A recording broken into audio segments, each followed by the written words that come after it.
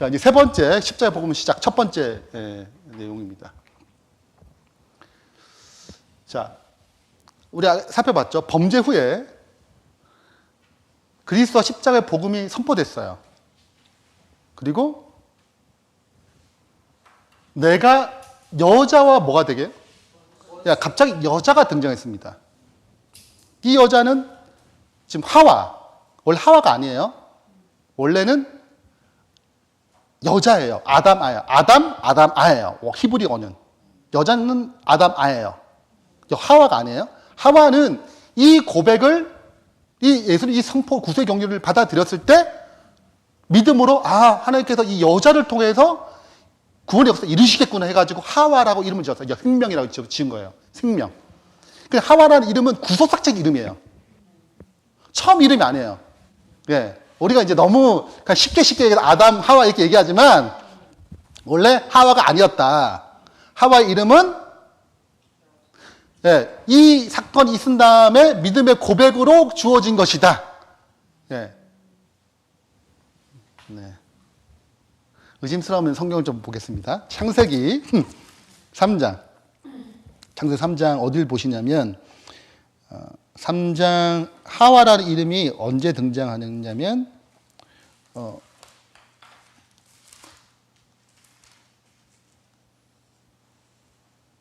20절입니다. 20절.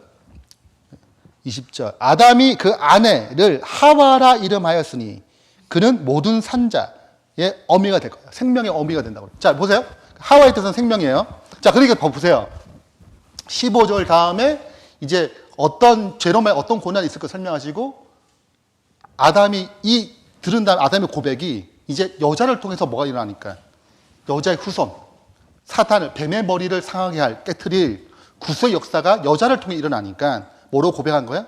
이제 너의 이름을 하와라 하겠다 하는 거예요. 네, 우리가 이제 표상학을 하는 건 아니기 때문에 네, 뭐 기회가 있으면 아담과 하와 이 여자와의 이 표상적 관계가 굉장히 중요하거든요. 근데 여하튼 보세요. 여자가 등장했어요. 이제 원수가 된대요. 그럼 제가 질문할게요. 이 여자의 후손은 그리스도예요. 그렇죠? 그럼 이 여자는 누구예요? 여자는 진짜 하와를 얘기하는 거예요? 여자가 누구냐고. 너 뱀은 사탄이에요. 그죠? 내가 너로 뱀, 여자와 이 여자는 교회예요. 교회. 자, 그럼 질문. 교회는 어떻게 탄생해요? 여자가 먼저 그 후손이 그 다음 나오는 거잖아요. 그럼 여자가 먼저 있잖아요, 지금. 여자는 어떻게 탄생하는 거냐고요. 교회는 어떻게 탄생하는 거냐고요.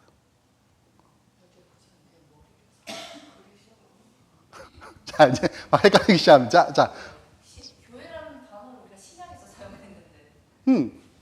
자, 여자가 교회를 얘기해요. 예, 그럼 여자의 씨, 그러니까 여자의 씨, 교회의 씨가 예수님이란 말이죠. 그러면 이스라엘이라는 나라의 교회를 통해서 누가 태어나는 거예요? 그리스도가 태어났다는 거예요. 그러면 이 여자는 이스라엘 얘기하는 거거든요. 그러면 아담과 하와는 교회가 아니에요? 아벨은 교회가 아니에요? 노아는 교회가 아닌가? 그때는 교회가 아니고. 그러면 언제부터?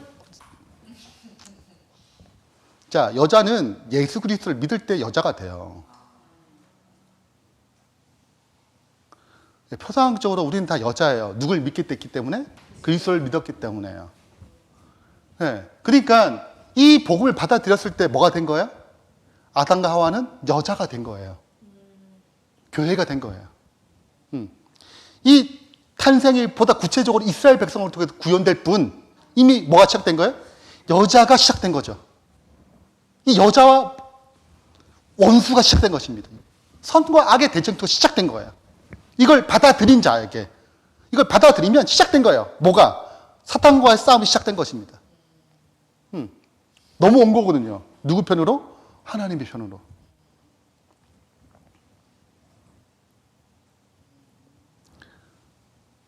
제가 좀 어려운가요? 괜찮아? 네. 하여튼 이게 하다가 적어 놓으세요. 제가 이렇게 생각을 하다 보니까 이게 못 맞출 수 있거든요. 이게 눈높이에. 그래가지고, 예, 할게요. 자, 일단은 아시겠죠? 자, 그 다음에, 그래서 뱀은, 네, 사탄을, 네. 제자훈련에 나와요, 이게. 여자는 교회예요. 혹시 탄생은 언제? 십자가의 복을 받아들이면 탄생하는 것입니다.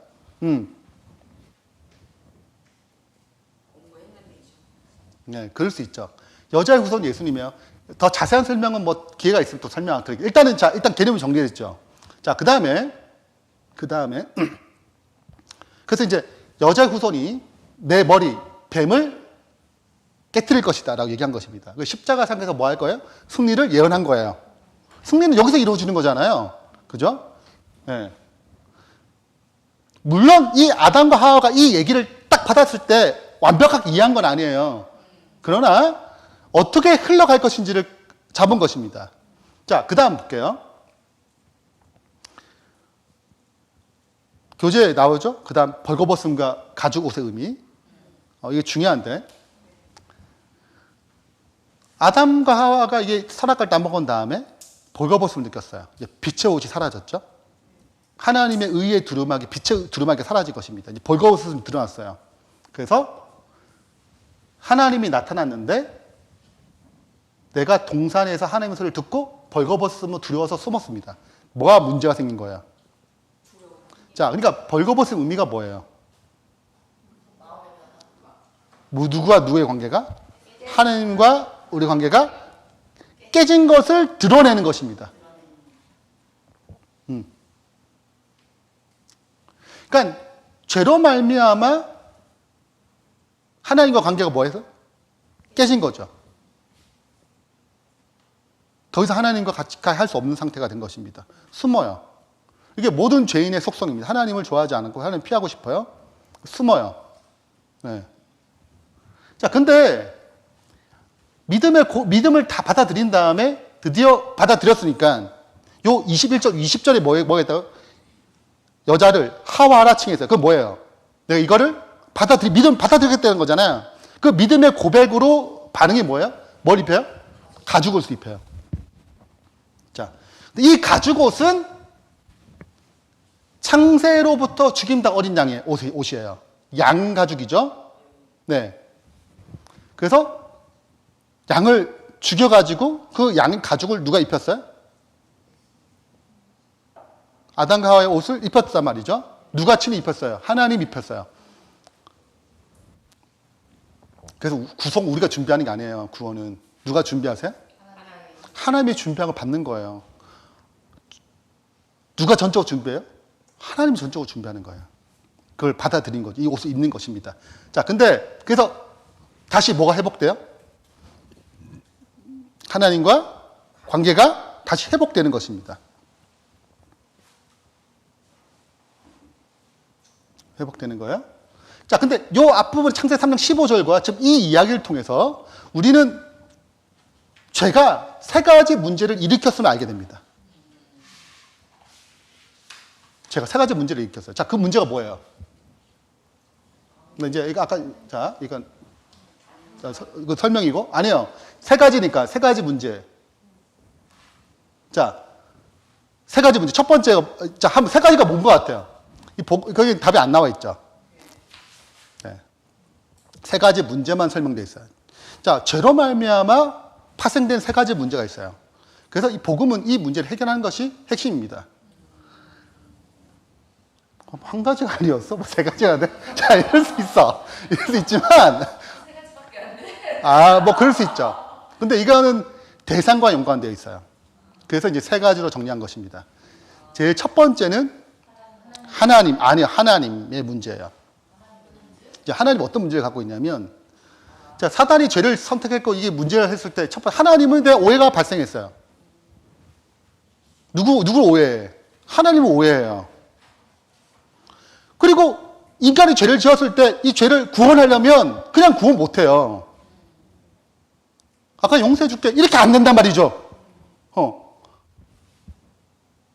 공의로운 방식으로, 의로운 방식으로 해야 돼요. 단지 사랑한다는 마음으로 죄가 없던 걸로 하자. 이렇게 안 된단 말이에요. 그러니까 하나님은 이 죄가 발생됐을 때 하나님이 이 문제를 해결하려면 나도 의롭고 이걸 믿는 사람도 의롭고 누가 보더라도 의로워야 돼요. 네. 그러니까 하나님은 이 문제를 해결하셔야 되는 것입니다. 자, 이것이 하나님이 죄가 나타났을 때 나타나는 문제고 이걸 해결하는 것이 십자가 복음이에요. 십자가 복음은 하나님에 대한 오해를 해결하고 구원을 위한 공의를 해결하는 방식입니다. 네. 보다 자세한 설명은 우리가 십자가의 경험할 때 이게 하나 왜 그렇게 됐는지 설명드릴게요. 일단은 개념적 이해되시겠죠? 네. 그래서 예수님이 이 땅에 오셔가지고 돌아가시는 거죠. 공의를 해결하려면.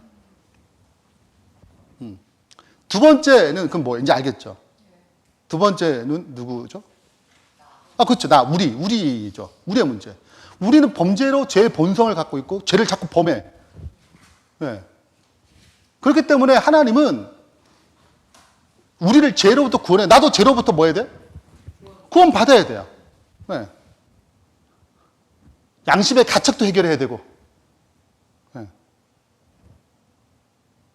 이것들을 해결해. 구체적인 것들은 이걸 이제 어떻게 해결할 것이 구체적인 부분들은 또 설명 이제 다음번에 설명드릴게요. 자, 일단은 하나님의 문제를 해결해야 되고 우리의 문제를 해결해야 돼요. 그래서 다시 이 두 사이의 관계가 회복돼야 되는 거예요.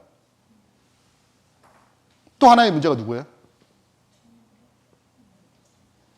사탄이죠. 그래서 앞에 나오잖아요. 사탄과 원수. 자, 하나님 공격을 하고 우리를 자꾸 참소해요. 욥기 참소하잖아요. 하나님 공격, 우리 공격합니다. 계속 공격을 해요. 자, 그래서 누굴 심판해야 돼요? 사탄을 끝내야 돼요. 더 이상 사탄의 참소가 의미가 없도록. 하나님 공격이 의미가 없도록. 이제 그래서 사탄을 심판하고 끝내야 되는 것입니다. 그래서 떨어뜨려야 돼요. 네. 그래서 십자가 복음 이 세 가지 하나님의 문제, 우리의 문제, 사탄의 이 세 가지 문제를 총체적으로 어떻게 해결하는 것입니다. 네. 이게 기획된 거죠. 그래서 창세기 앞부분은 바로 요 세 가지를 드러낸 것입니다. 네. 사탄과의 싸움, 원수의 관계에서 처리하고 벌거벗음과 가죽옷을 통해서 네. 이 복잡한 문제들을 어떻게 다시 관계를 회복하고 처리하는 것입니다. 자,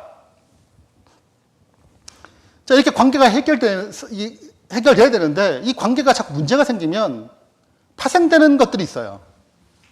한번 생각해보세요. 하나님 관계가 잘 이루어지지 아니하면 우리가 복음을 영접하고 그리스도를 개인의 그 영접하게 되면 거듭나게 되면 가장 첫 번째 하나님께 하시는 방식은 사랑의 회복이에요. 관계 회복이거든요. 이게 무조건 첫 번째예요.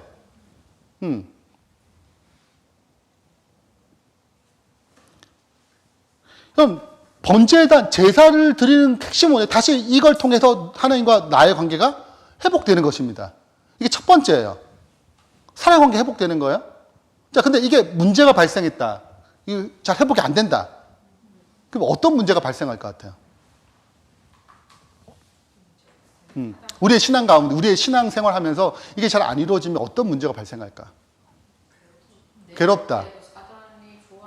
사단의 종하는 일만 할 것이다. 네, 그렇죠. 시간이 지날수록 더 가기 어려워져요. 시간이 지날수록 다시 회복하기 쉽지 않다. 더 어렵다. 그런 문제가 있죠. 내 자신을 볼 수 없어요. 그 자신을 잘 볼 수 없어. 일을 한다고 생각하고 사단의 일을 하고 있어요. 사단 일을 하면 하나님 일을 하면 착각하지. 그렇죠. 네. 네. 문제가 되게 많죠. 일단은 사랑이 식어지면 메마름이 와요. 신앙생활에. 네. 그럼 그거만 문제인 줄 아세요? 이게 사랑의 관계가 이게 잘 안 되면 뭔가 열심히 하는 교회를 봉사를 하지만 다 내 자랑이기도 해. 그럼 나를 높이고 싶고 또는 영적 탈진이 일어나요. 반대로. 열심히 일했지만 그 사랑의 관계를 통해 공급받지 못하기 때문에 너무 힘든 것입니다. 네. 나 영적 탈진 왜 안 나? 생각해 볼 때 꼭 체크해야 될 것이 뭐냐면 하나님 사랑 관계 잘 이루어지냐 이거야. 신앙생활 행복하지 않아. 여기서 제가 얘기해 시작점이에요. 여기 이 십자가의 복음은 반대 관계 회복인데 이게 안 이루어졌다. 그럼 문제가 있는 것입니다.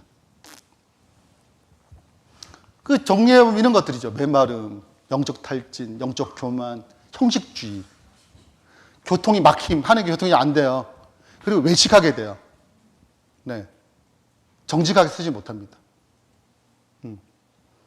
그리고 하나님의 사업을 할 때 이런 문제가 생기니까 이제 그리스도가 드러나는 게 아니라 나라는 존재가 드러나요. 그래서 일을 할 때 굉장히 분노가 많고, 때는 갈등이 많고, 화를 잘 내고, 짜증이 나고, 불평이 나고 그래요. 그래서 그 하나님 일을 하는데 하나님이 드러나지 않으니까 그 사업이 욕을 먹어요. 많은 그리스도인들이 기도와 말씀 연구하는 일을 통해 하나님과 교제하는 일에 등한히 하고 있다. 그들이 그리스도를 나를 떠나서 너희가 아무것도 할 수 없음이라고 말씀하신 것을 잃어버린다. 그들이 그리스도를 떠남으로 인해 저희의 생애에 그분의 은혜가 결핍되어 자기 자신의 특성이 드러난다.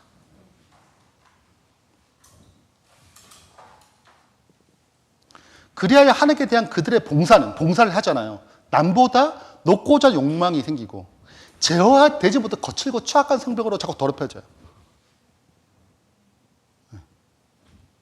이것이 그리스도인의 봉사가 실패하게 되는 주요 원인 중 하나이며 사업의 결과가 미미하게 되는 이유이기도 하다. 그러니까 십자가 복음은 관계 회복에 있거든요. 근데 관계 회복이 잘 안 되면 반드시 이런 문제가 발생하는 것입니다.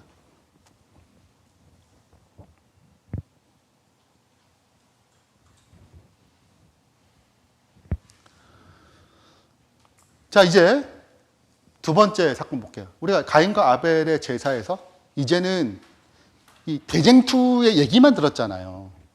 지금 여자와 원수가 되겠다. 응? 여자의 후손과 너의 후손이 원수가 되겠다. 이 원수 관계만 설명했지 실제적으로 구현되지 않았어요. 근데 가인과 아벨을 통해서 처음으로 실체화된 거예요. 이 싸움이. 가인이 누굴 죽여요? 아벨을 죽인 것입니다. 그래서 이제 얘기만 들었던 아담과 하와의 입장 얘기만 들었던 이 얘기가 지금 뭐 된 거예요? 굉장히 실체적으로 와닿는 거죠. 형이 동생을 죽여요. 뭐에 대한 태도로? 가인은 땅의 소산으로 제물 삼아 여호와께 드렸고 아벨도 자기도 양의 첫 새끼와 그 기름을 드렸더니 여호와께서 아벨과 그의 제물을 받으셨으나 가인과 그의 제물을 받지 아니했어요. 그래서 가인이 몹시 분하여 안색이 변하니. 자, 뭘 가지고? 제사, 십자가에 대한 태도예요. 복음에 대한 태도를 가지고 뭐가 일어나는 거예요? 이 문제가 발생한 것입니다. 그래서 대쟁투의 중심은 십자가예요. 여기에 대한 태도가 문제를 발생시킨 것입니다. 그래서 안식일이 절대 중심이 아니에요. 네. 그거는, 이런 계명은 반드시 복음을 통해서만 지켜져요. 네. 그렇기 때문에 궁극적으로의 문제는 겉으로 드러나는 건 안식, 궁극적인 문제는 내가 복음을 온전히 이해하고 받아들였으면 흘러가게 돼 있어요. 하나님을 사랑하는 쪽으로, 계명을 지키는 쪽으로, 하나님께 순종하는 쪽으로 흘러가게 돼 있어요. 네. 여기서 시작하지 않은 다른 율법들 반드시 바리새인을 만들고 율법주의를 만들어요. 예. 주를 위해 죽어도 사랑이 없으면 아무것도 아니에요. 예. 그러니까 여기서부터 시작하지 않으면 우리가 그동안 그렇게 얘기해도 왜 새천사의 기별이 왜 그렇게 십자가 중요하죠? 계속 그걸 강조하는 이유는 거기 있어요.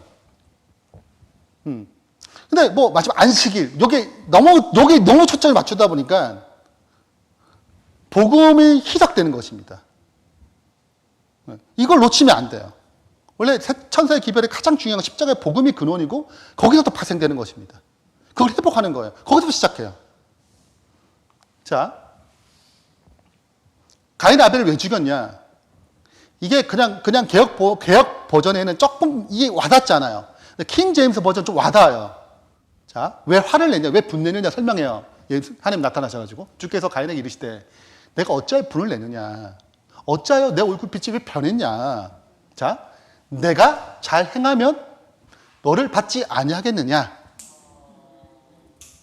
그러나 내가 잘 행하지 아니하면 죄가 문에 엎드려 있느니라. 그러니까 죄가 길을 튼다는 거예요. 뭐 하려고? 삼키려고. 그러면 제가 볼게요. 내가 잘하면, 잘하지 않으면, 잘하면이 뭐예요?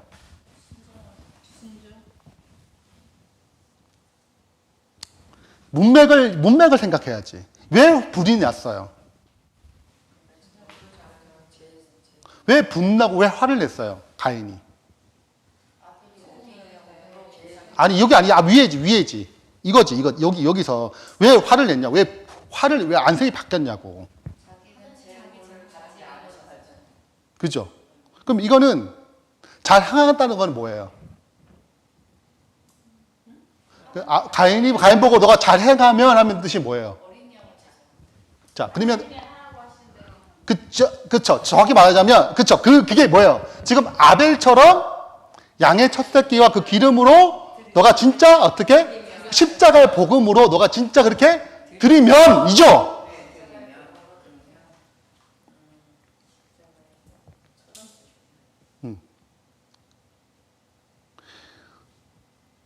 그 너가 그 죄를 구속하신 그 예수 그리스도 그 십자가 이루신 그 십자가를 너가 진짜 받아들이면 그 되게 잘하는 거예요. 순종이 아니고, 그것도 뭐 크게 써서 순종이지만 지금 이 십자가의 태도가 핵심이라는 태도. 십자가에 대한 태도가 핵심이에요. 너 이걸 진짜 받아들였다면 너가 분내고 안색하고 막 화내고 이런 일이 있겠냐 이거예요. 어? 됐죠? 자, 그러면 다 보세요. 내가 잘 행하지 아니하면 뭐예요, 그러면? 지금 십자가 그 제사의 십자가 그 복음의 의미를 이해하고 그걸 받아들이고 그렇게 죄를 속죄하고 그걸 회개하면서 이렇게 그리스도를 의지해서 나아가게 되면은 지금 내가 받을 텐데, 그죠? 왜냐하면 하나님은 죄인을 못 받아요. 그리스도를 받지. 그러니까 내가 그리스도를 통해서만 누굴 만날 수 있어요? 하나님께 받아준 바 된단 말이죠. 죄인이 어떻게 하니까 가까이 갈 수 있어요. 예, 그러니까 옷을 입어야 돼요. 그리스도로 옷 입혀야 된단 말이죠. 그분의 용서가 필요한 말이죠. 네, 그래야지 하나님 앞에 나갈 수 있잖아요. 죄인은 절대 못 가요. 의인만 가요. 그러니까 의인 되려면 그리스도밖에 없단 말이죠. 그러니까 십자가의 복음으로 나가야 된다는 건데 그걸 잘하면 내가 어찌 안 받았겠냐 이거예요. 아벨처럼. 근데 내가 잘 안 했어. 그럼 뭐예요? 소산을 왜 드렸어? 하나님 내가 좀 했다니까요. 이거 봐요. 뭐예요? 소산이에요. 그래서 옷은 두 가지예요. 무화과 나무 옷이 있고 가죽 옷이 있어요. 아벨은 가죽 라인. 무화과 나무 옷은 내가 막 가렸어. 내가 뜯어가지고 무화과 나무 옷을 뜯어가 날 가렸다고 수치를 내 노력과 내 힘으로 가죽 옷을 누가 준비한 거예요? 하나님 준비한 것. 무화과 옷은 내가 준비한 것. 가인은 지금 내가 준비한 가지고 하나님 앞에 어떻게 나가려고 하는 거예요. 바리새인과 세리의 기도 보세요. 바리새인이 기도하잖아요. 하나님 감사합니다. 저 세리와 같지 않고 내 일주일에 2번씩 금식하고 11조 잘 내고 예배 빠지지 않고 얼마나 내가 봉사도 잘하고 너무 감사합니다. 세리는 하나님 이 죄인을 불쌍히 해달라고. 누가 의롭게 함을 받았어요? 세리가. 거기에 누가 필요해요? 그리스도가 필요하잖아. 저 아벨은 그리스도가 필요한 하나님 제가 진짜 당신이 필요합니다. 전 너무 이 죄를 이길 수 없고 이 힘 많은 이 문제를 주님밖에 없습니다. 그 주님을 절대적 의지했죠. 우리가 첫날 공부했잖아요. 절대적 가난. 절대적 가난한 마음으로 주님 앞에 나왔단 말이죠. 근데 가인은 내가 좀 농사 좀 했네. 진짜 하나님 내 자기 뭐 했던 거, 나 행실 이걸 가지고 누구께 나갔어요? 나갔잖아요. 바리새인처럼 뭘 했어. 우리가 십자가 경험하다 할 때 이 자세 좀 다루겠지만 하나님이 우리를 받으시는 것은 절대 우리의 행위가 조금도 들어가지 않아요. 하나님 우리를 받으시는 유일한 이유는 우리의 행위가 아니고 예수님 때문에 받는 거예요. 근데 우리가 자꾸 어떻게 생각하냐면 내가 좀 말씀 보고 좀 기도를 좀 했어. 내가 그럼 하나님 앞에 나가기가 좀 굉장히 떳떳해. 오늘 내가 좀 말씀도 기분도 좀 넣지 않고 뭔가 좀 안 됐고 오늘 성경 공부 있는 성경 공부 빠지고 막 이렇게 복잡해. 하고 하나님과 거리가 멀어져. 그래서 하나님의 관계를 자꾸 이런 느낌이나 어떤 내가 열심히 했던 것들 가지고 나가려고 그래요. 그분이 받으시는 거는 뭐밖에 없는데, 하나님, 저는 너무 연약하고 누구밖에 없습니다. 그분밖에 없어요. 네. 그래서 우리가 의롭게 되고, 여러분, 우리가 아무리 좀 착하게 산다고 해서 얼마나 착하겠냐고요. 어? 얼마나 순종을 잘하겠냐고요. 형, 다윗이 당대 의인이라고 그랬어요. 에스겔이 딱 얘기할 때 당대 의인 셋, 욥, 노아, 다니엘. 다니엘은 같이 살았던 시대야. 의인. 그 다니엘도 하나님 앞에서 자기 의의가 어떻게? 다 사라지고. 자기도 추한 거예요. 누가 앞에서? 하나님 앞에서. 그러니까 우리의 좀 더 순종했다는 거, 그거 가지고 뭘 하나님 앞에 나가겠냐고요. 하나님 앞에 나가면 다 썩은 것처럼 보일 텐데. 그러니까 나가는 건 누구밖에 없어요? 예수님밖에 없어요. 우리 하나님 앞에 떳떳하게 나갈 수 있는 어떤 과정, 담대함, 다 그리스도 피밖에 없어요. 자, 그런데 그게 잘하는 거예요. 그분을 의지하고 그분을 따르고 이게 잘하는 거예요? 그러면 뭐예요? 우리가 늘 받음직대. 네, 받음직대요. 근데 자꾸 그걸 놓치면 죄가 삼켜요. 죄가 삼켜요. 그래서 누굴 죽여요? 가인이 아벨을 죽여요. 죄가 결국 삼킨 바 됐어요. 그도 만약에 뭐 했다면, 다시 잘 해겠다면, 다시 십자가의 복음으로 돌아갔다면, 이 죄가 막 삼키려 하는 죄가 어떻게 해결됐을 거예요. 그게 복음의 힘이잖아요.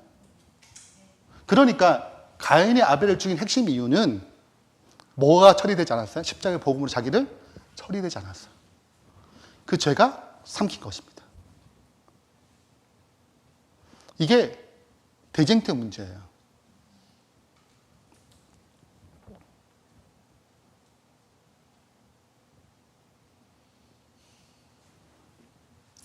그러니까 우리가 대종수가 뭐 마지막 때 뭐 이렇게 생각하지만 실은 우리 대종도 굉장히 가까이 있어요. 내 마음에 듣지만 내 남편과 내 자녀와 직장에서 얼마나 나게 분노하고 할 것이 얼마나 많아요. 네? 어떻게 컨트롤해요? 다시 십자가의 복음으로 들어가야 되죠. 여기서 끝나는 것입니다. 자, 그래서 이 복음을 중심으로 두 부류로 나눈 거예요. 이걸 진짜 경험하고 따르는 자들과 그렇지 않은 자들이 나눠지는 것입니다. 그래서 안식일을 마지막에 지킨다는 진짜 얘기는 안식을 그걸 지키는 게 아니라 여기서 파생된 안식일이어야 돼요. 네? 이해되죠? 안식일 지킨다는 어떤 의미 자체를 그냥 안식일이네? 이렇게가 아니고 실은 원래 우리 안식을 못 지키거든요. 우리는 절대 안식할 수 없어요. 우리 죄인은 안 돼요. 날짜를 지킬 수 있지. 근데 주님이 말씀하신 그 안식을 경험하려면 반드시 십자가 복음을 통과해야지만 누릴 수 있어요. 그래서 우리가 히브리 4장에 너희가 안식하려면 복음의 순종, 복을 믿어야지 안식하는 거거든요. 네, 그걸 실현하는 곳이 안식일이지. 그러니까 반드시 복음을 통과한 계명이어야 돼요.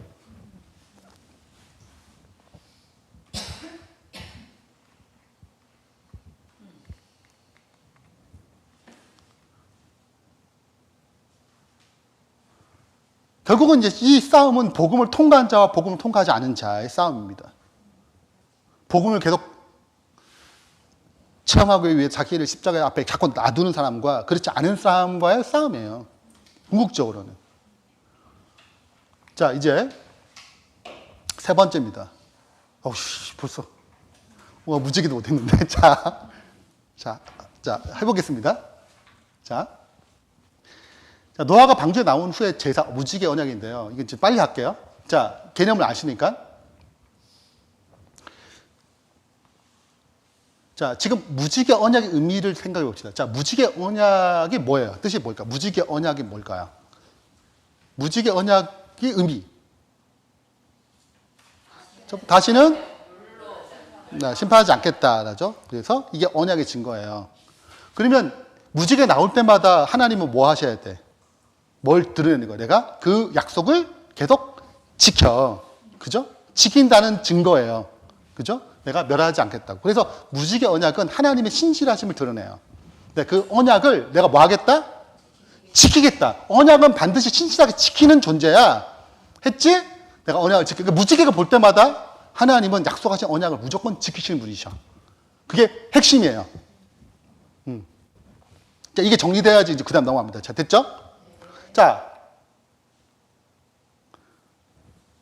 여기 보시면 무지개가 성경에 딱 3번 등장합니다. 창세기 9장에 등장한 다음 그 다음부터 딱 3번 등장해요. 무지개가. 자, 에스겔 1장 28절, 계시록 4장 3절, 계시록 10장 1절에 3번 딱 등장합니다. 나머지 등장하지 않아요. 성경에 무지개, 창세기 9장을 제외하고 무지개는 그 이후에 딱 3번 등장합니다.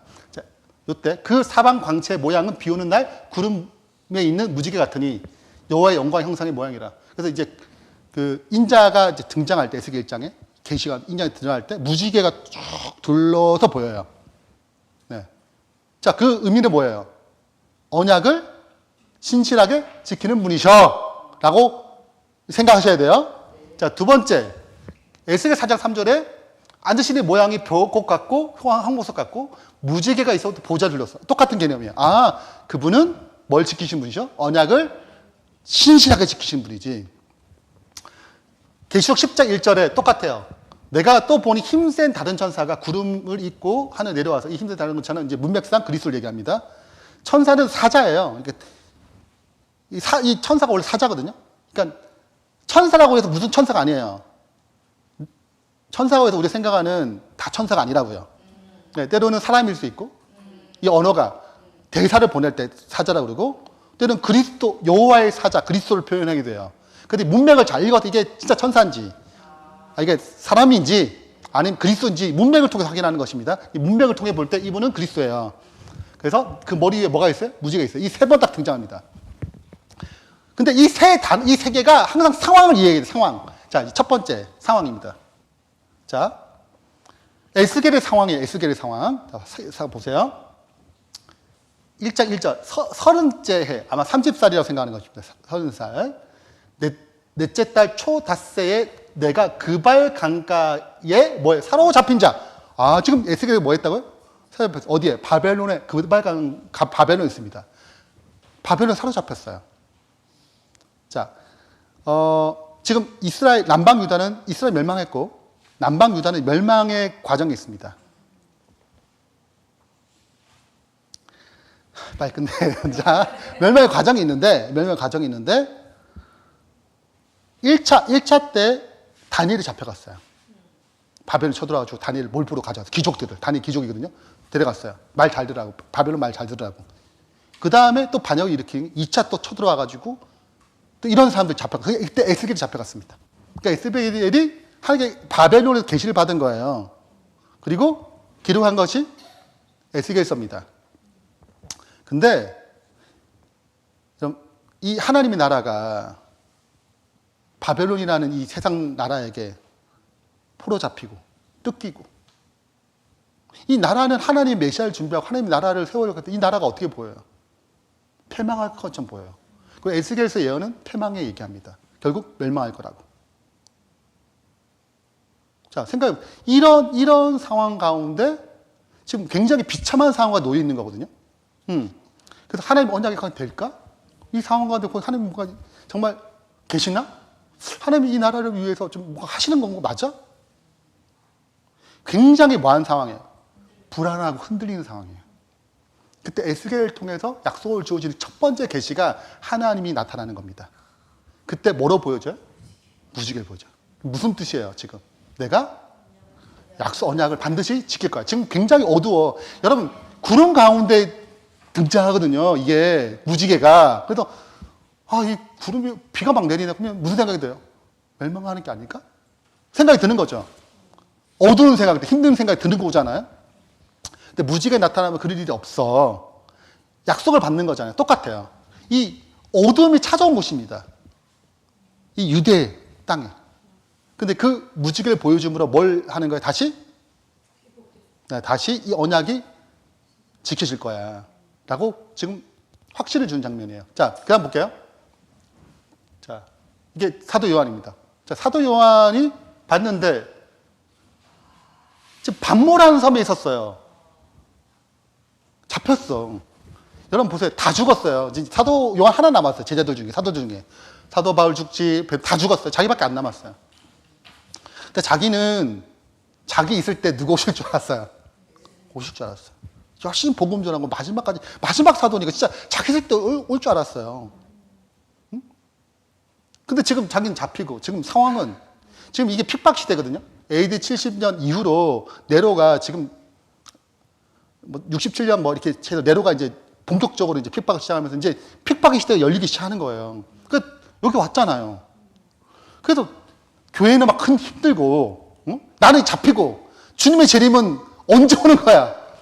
이 어두운 상황 가운데 하나님이 요한에게 계시를 주는 것입니다. 마지막 시대가 어떻게 될 것인지. 근데 그 장면에 에스겔 4장, 하나님의 보좌가 열려요. 네. 1장부터 3장까지가 실은 교회 이야기고, 딱 4장에 본격적인 계시거든요. 4장의 첫 번째 계시가 보좌예요. 그 보좌를 봤더니 뭐가? 무지개가 둘렀어요. 이게 무슨 뜻이에요?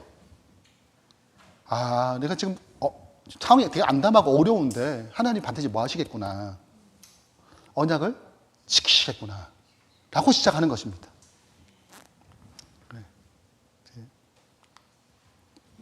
계시 10장입니다. 계시 10장의 이것이 앞부분이 9장이거든요. 9장 장난 아니에요. 9장 보시면 그들에게 왕이 있을 무적행의 사자라 등장합니다. 뭐 히브리어로 그 이름은 아바돈이요, 뭐 헬라어로 그 이름이 아볼루온이라 이 말들이 힘이 있고 입에 꼬리가 있으며 또 꼬리는 뱀과 같고 그 꼬리에 머리가 있어가지고 막 다 해. 막 이게 9장의 이야기예요. 예, 막 사단의 세력이 막 몰아치는 것입니다. 이 세상에 수많은 사람을 죽이고 막 이렇게 넘어뜨리는 이 상황 가운데 10장에 누가 등장하는 거예요? 그래서 실은 이게 이 나팔의 상황을 진짜 절망적이다. 더 이상 구제불능인데 이런 상황에 누가 등장하는 거예요? 그리스도가 등장하는 거예요. 머리에 뭐가 있고? 항상 이렇게 등장하는 타이밍이 있어요. 이렇게. 지금 이 사단이 세상을 뭐 다 잡아먹을 것 같은 이게 보이지만 누가 하나님이 그리스도가 내려오셔가지고 오른발은 바다에 빗고 왼발은 땅에 디뎌가지고 뭐 하는 거예요? 사자가 부르짖는 것 같이 소리를 외치는 것입니다. 그래서 창조하신 이를 가리켜 맹사 이르되 지체하지 아니하리라. 그렇게 해서 내용이 끝나요. 이게 이제 잘 보이시나요? 어두운 가운데 이 무지개가 핀 것입니다. 실은 이 어두움이 올 때가 있어요. 인생의 먹구름이 찾아올 때가 있습니다. 네. 고난일 수도 있고, 어떤 하나님에 대한 신앙에 대한 여러 좋지 않은 감정들, 이런저런 것들로 찾아와요. 근데 지금 내용 보니까 십자가 위에 세워진 십자가 반응과 무지개가 나타났잖아요. 여러분, 십자가는 예수님이 오시고 그 십자가 이루신 그것은 이 성경 전체 역사 가운데 그분의 신실하심이 가장 선명하게 드러난 사건이에요. 무슨 말씀이 이해되시겠어요? 구약이 쭉 약속해 왔잖아요. 그 약속을 그대로 실현하신 분이 누구세요? 그러니까 구약이랑 4,000년의 그 예언 가운데 그 예언을 실제적으로 어떻게 성취하고 정말 예수 오시는 거 맞아? 야, 벌써 2000년이 지났어. 이렇게 막 한참 얘기하는 그 상황 가운데 오셨다면 진짜. 그러니까 성경에서 하나님의 신실하심을 가장 잘 보여주는 사건은 십자가예요. 그러므로 우리도 똑같이 생각을 하는 거예요. 아, 우리 삶 가운데 이런저런 재림이 오는 거 맞아? 뭐 이런저런 인생 여러 가지 먹구름이 찾아오고 하나님을 오해하게 만들거나 불신하게 만들고 불평하게 만들거나 내가 이 굉장히 괴로운 상태 가운데서 다시 돌아가야 되는 거죠. 이 십자가의 언약 위에 세우신 그리스도의 하나님의 신실하심을 다시 바라보다 하나님 이끄신다는 거예요. 그래서 하나님도 그 성경의 말씀대로 나를 인도하시겠구나. 예. 그렇게 우리가 신앙생활을 믿음으로 전진했으면 좋겠습니다.